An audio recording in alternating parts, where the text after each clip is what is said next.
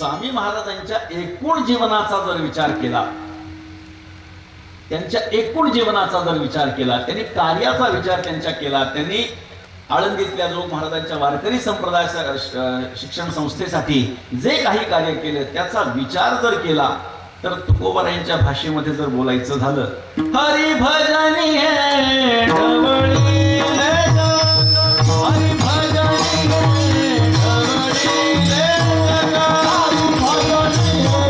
ढवळीले जग, हरी भजनी हे ढवळीले जग, हरी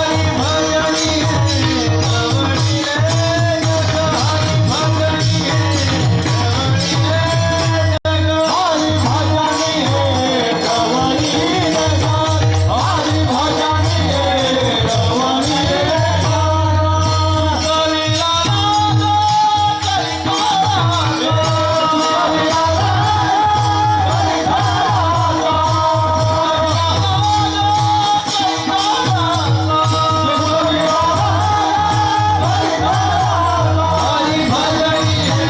जग,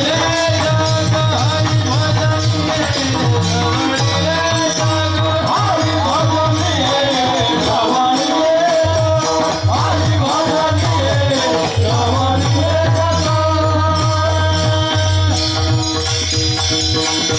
हरी भजनी हे जग चुकविला लाग कळी काळाचा. अखंड जीवनामध्ये भजन हेच तुका म्हणे इथे भजन प्रमाण, या न्यायाप्रमाण, या प्रमाणाप्रमाणे व्यंकटस्वामी महाराजांचं अख्खं आयुष्य गेलं. ह्या परिसराचं भाग्य आहे की त्यांच्यासारखा महात्मा या ठिकाणी जन्माला आला. पवित्र ते कुळ, पावन तो देश जेथे हरीचे दास जन्म घेती. अशी फार कमी माणसं आहेत, फार थोडी माणसं आहेत की ज्यांनी वारकरी संप्रदायासाठी एवढं भरीव योगदान केलेलं आहे. आणि त्यामध्ये महाराजांचं नाव अग्रगण्य असं आहे. व्यंकटस्वामी महाराजांच्या काही त्यांच्या कीर्तनाच्या काही पुस्तिका मला बघायला मिळाल्या होत्या. मी जेव्हा कीर्तन सुरू केलं तेव्हा 2 जणांच्या ज्या आपल्या कीर्तनाच्या मालिका असतात त्या अभ्यासल्या होत्या. त्याच्यातलं पहिला अभ्यास रंगनाथ गुरुजी प्रभुणीकर यांच्या मालिकेचा अभ्यास केला होता. आणि त्याच्यानंतर दुसरा अभ्यास हा व्यंकटस्वामी महाराजांच्या त्या अभंग संकीर्तनाचा केला होता. म्हणजे त्यांची मांडण्याची पद्धत, त्यांची कीर्तन करण्याची पद्धत आणि आज वारकरी संप्रदायामध्ये जी एक प्रचलित पद्धत आहे ती बऱ्यापैकी मेळ खाती. म्हणजे काय की हे जे पूर्वसुरी आपल्याकडे होऊन गेलेले आहेत त्यांचं अनुसरण करणारी आजही मंडळी मोठ्या प्रमाणामध्ये आपल्याला बघायला सापडतात.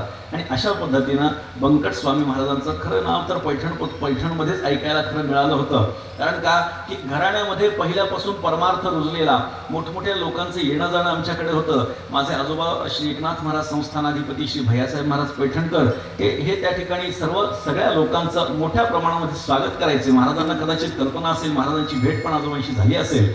आणि सुदामदेव महाराजांची म्हणा, रामहरी महाराजांची सुद्धा आमच्या आजोबांशी भेट झाली असणार आहे निश्चितपणे. त्याचं कारण असं आहे की आमच्याकडे जेव्हा बरं का संस्थांचा संबंध मी आपल्याला सांगतो, व्यंकटस्वामी महाराजांचा आणि एकनाथ महाराजांच्या संस्थांचा आपल्याला संबंध सांगतो. आपल्याकडे नाथषष्ठीला 3 दिवसांचा उत्सव असतो पैठणला.